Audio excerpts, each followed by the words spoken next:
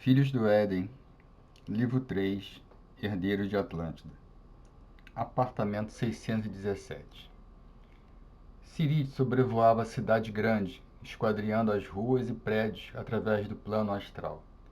Era um dos raptores, um demônio inferior, pertencente à mais baixa hierarquia do inferno.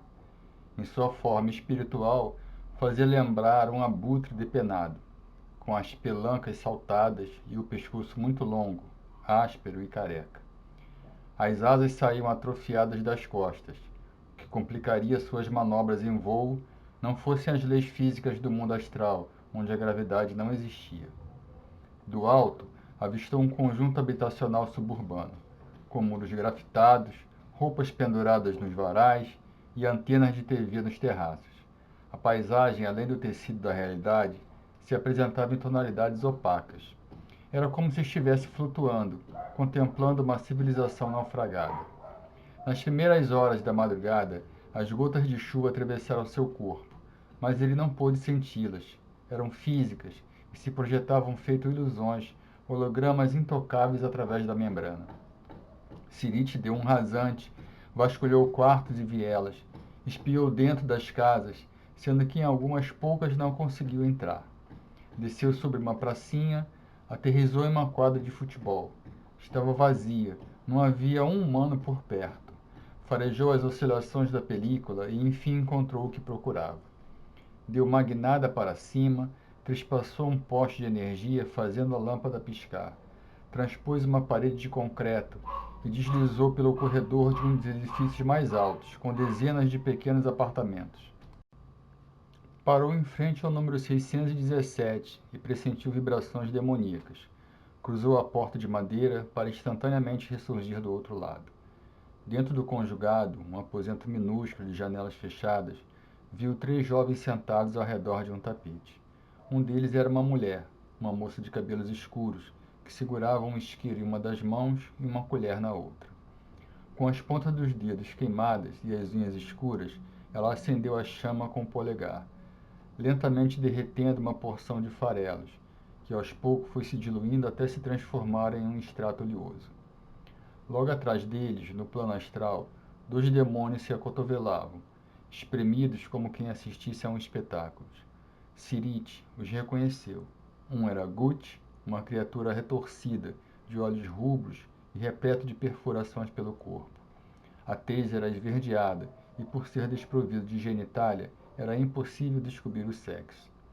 À direita, deitado de barriga para cima, estava o diabo que chamavam Bacal, um ser magricelo, com um imenso buraco no corpo que atravessava o externo.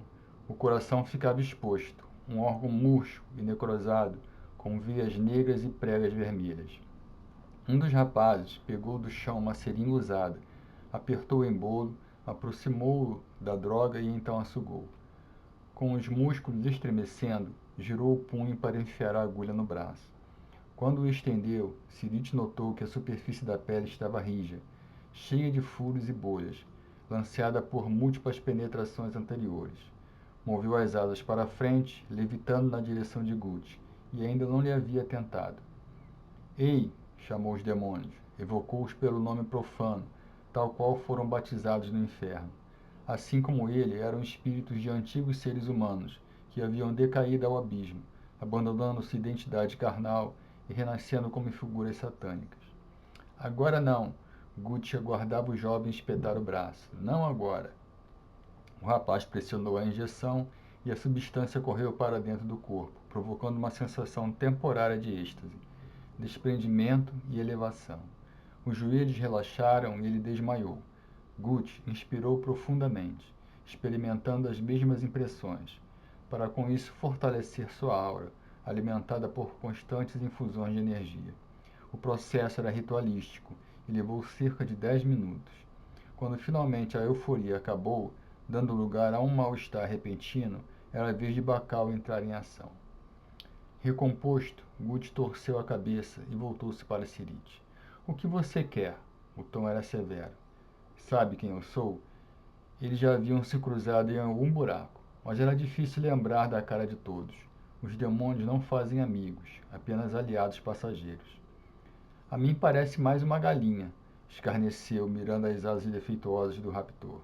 Diga logo para que veio, não vê que estou ocupado? Ficou agressivo. Está na minha área. Sou Sirite, apresentou-se o raptor, inabalável ante a zombaria. Conhecemos-nos em Zandraque. Ah, sei. O diabrete baixou a voz. Em vez da injúria, passou ao sarcasmo. Sirite, a que devo o prazer?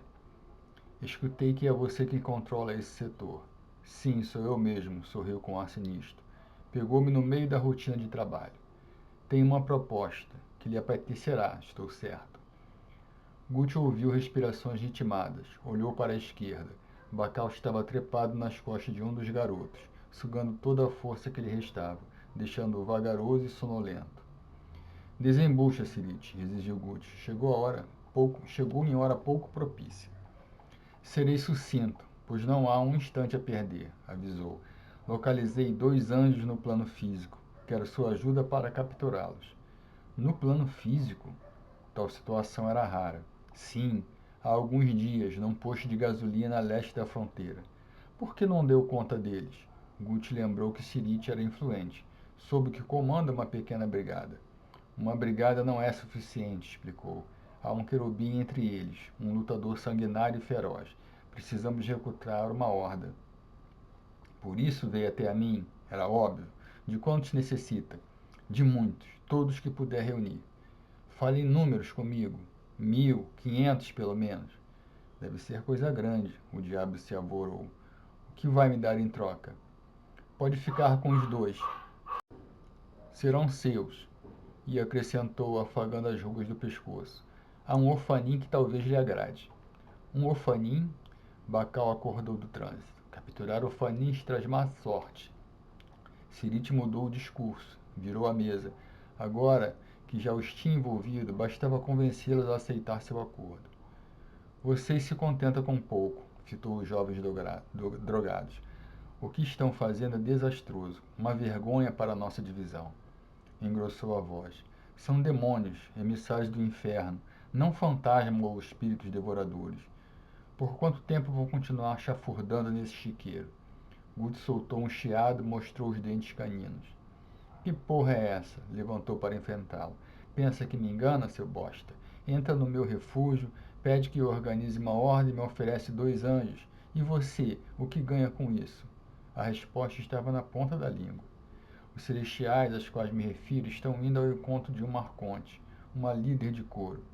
Meus agentes estavam espionando, revelou. Tudo que eu quero é ela. Tudo mais deixo para vocês.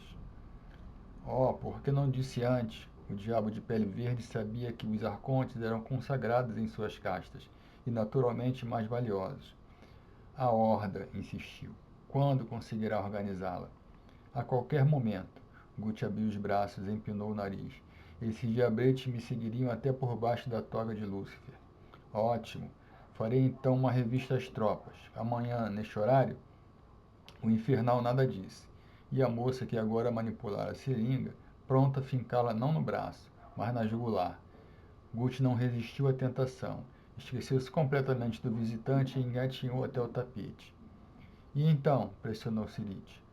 Amanhã, concordou, sem prestar muita atenção. Bateu uma continência torta e pouco sincera. Agora se manda daqui. Abanou as mãos, como quem espanta o inseto. Deixe-nos em paz. Sirite não questionou. Abriu as asas e saiu voando. Despontou no telhado, cruzou os cabos de luz, atravessou uma árvore, viu novamente a cidade de cima. No apartamento, Guti e Bacal se entreolharam. A garota puxou a agulha e caiu no tapete com os lábios espumando. Engasgou, perdeu o fôlego pela sobredose, o coração parou. Estava morta.